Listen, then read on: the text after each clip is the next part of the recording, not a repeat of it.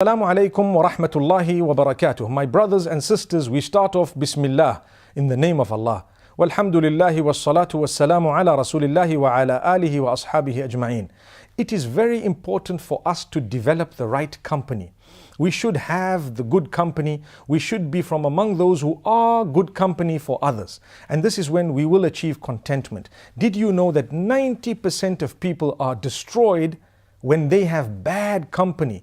Destroyed perhaps not fully, but partially too at times. Some fully.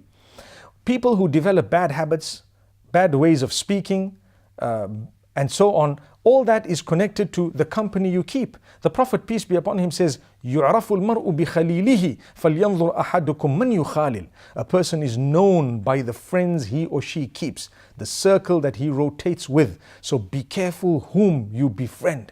The Prophet ﷺ has said this, and Allah subhanahu wa ta'ala has also addressed the matter very powerfully, very simply, and He has actually said in Surah At-Tawbah, verse number 119, يا أيها الذين آمنوا اتقوا الله وكونوا مع الصادقين.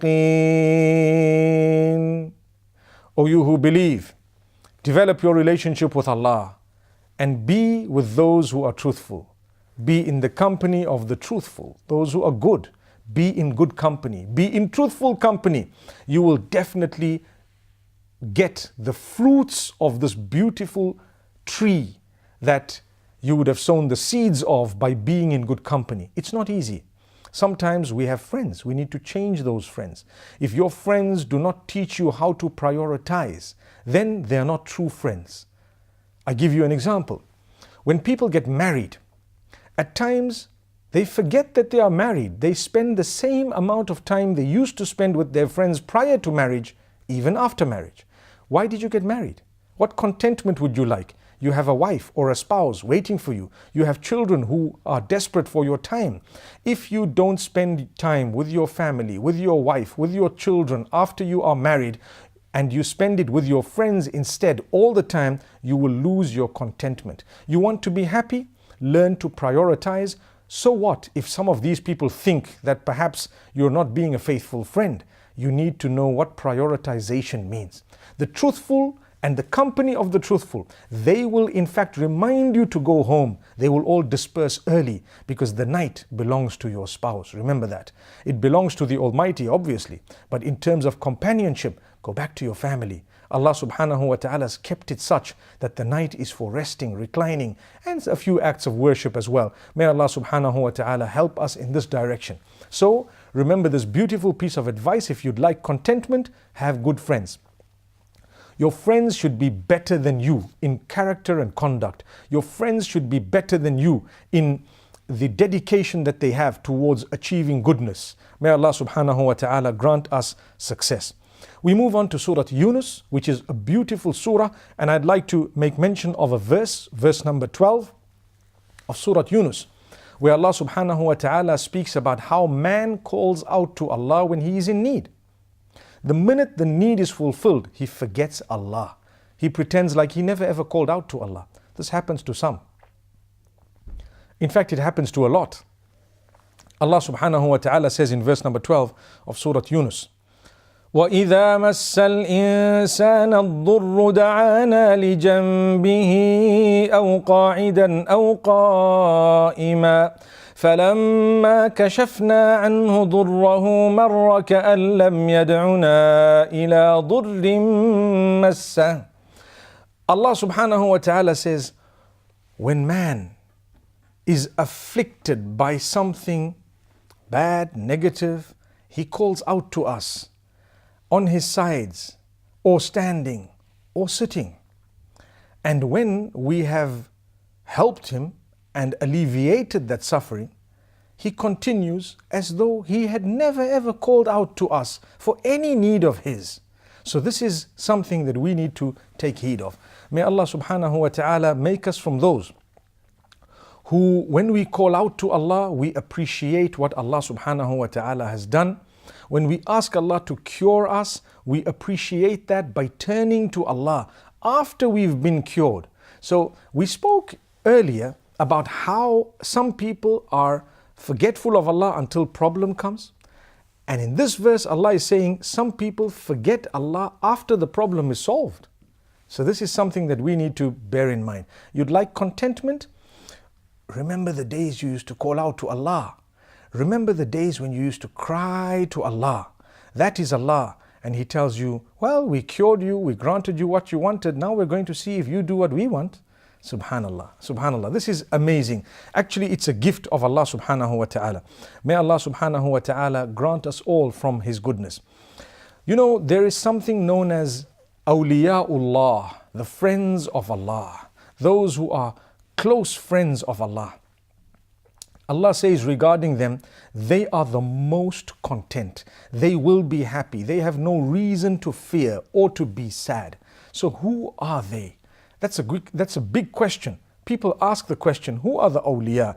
How do we recognize the awliya?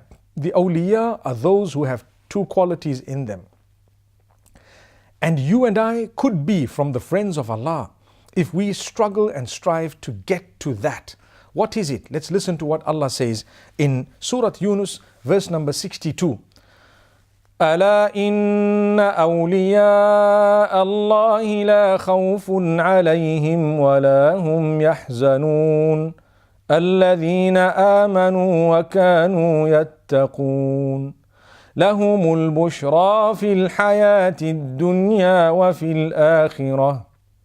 Allah says, behold, the awliya of Allah, the friends of Allah, no fear upon them. They have no need to fear. And they have no need to be sad. They will not fear. They will not be sad.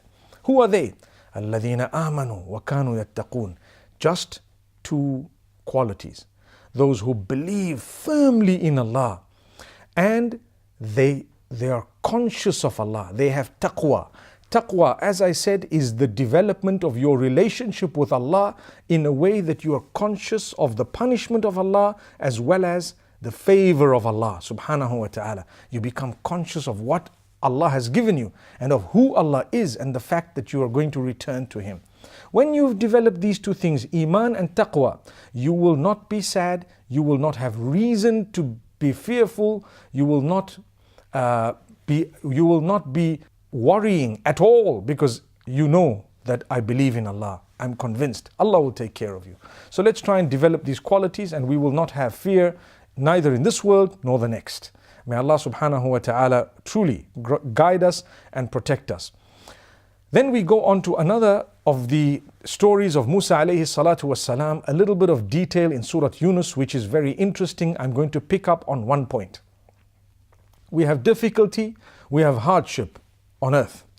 Allah did not say He will not give us hardship. We will go through a lot of hardship, but He will grant us contentment if we know how to process the hardship. Look at Musa alayhi salam. How long did he struggle for? Yet he was a prophet of Allah. His people, how long did they suffer for? Decades on end. But they knew they were helped directly by Allah. We go through challenges. How long are we going through challenges for? A long, long time. Wallahi, if you were to look at where we were 30 years ago, or our fathers or forefathers, where they were a little while back, we are in a much better position materialistically than them in most cases. So this is something we need to look at. We become less grateful of the favors of Allah subhanahu wa ta'ala, yet we have much more than our predecessors, our fathers, and even our own selves some time back, where we were and where we are now. But unfortunately, we're always ungrateful. That's man. So Allah says, Musa alayhi salam and his brother Harun, Moses and Aaron, may peace be upon them, they called out to Allah subhanahu wa ta'ala against the Pharaoh. Okay? When they called out to Allah against the Pharaoh, Allah subhanahu wa ta'ala told them something amazing that gave them contentment. It made them happy. It made them smile. It made them know that, you know what? Everything's okay. What was that? These are verses in the Quran Allah subhanahu wa ta'ala makes mention of in Surah Yunus, verse number 89. Allah says, قَالَ قَدْ أُجِيبَتْ دَعْوَتُكُمَا فَاسْتَقِيمَا وَلَا تَتَّبِعَانِّ سَبِيلَ الَّذِينَ لَا يَعْلَمُونَ. He says, O Musa, O Harun, we have already answered your prayer. You've prayed for the destruction of the Pharaoh. Your prayer is answered. However, we want you to be steadfast and don't follow the path of those who don't know. You know. So don't follow the path of those who don't know. We have answered your prayer. We will grant you your prayer. It's already granted. It's just a matter of time. When we know the time is right, the Pharaoh shall be destroyed and you will be victorious. That's it. They were told that. My brothers and sisters, we should call out to Allah with similar conviction regarding our problems, our issues. Perhaps we don't want to wish the destruction of someone, but we definitely would like to wish for the protection of the Almighty and for goodness. So what happened? Years later, the Pharaoh was drowned. As wealthy as he was, it didn't help him. No matter what he tried, it did not help him. Every plan of his led to his ultimate destruction, and every plan of Musa alayhi salam and his people led to their ultimate success. As confident as the Pharaoh was about his success, he failed. And as much as the people of Musa alayhi salam felt that they may not achieve success, they were successful. Musa alayhi salam and his brother knew exactly where they were heading, but some of the people were weak. They didn't really know. But they laid their faith in Allah and they continued. Ultimate success. May Allah subhanahu wa ta'ala grant us success and contentment in this world and the next. أقول قولي هذا وصلى الله وسلم وبارك على نبينا محمد. الذين آمنوا وتطمئن قلوبهم بذكر الله ألا بذكر الله تطمئن القلوب.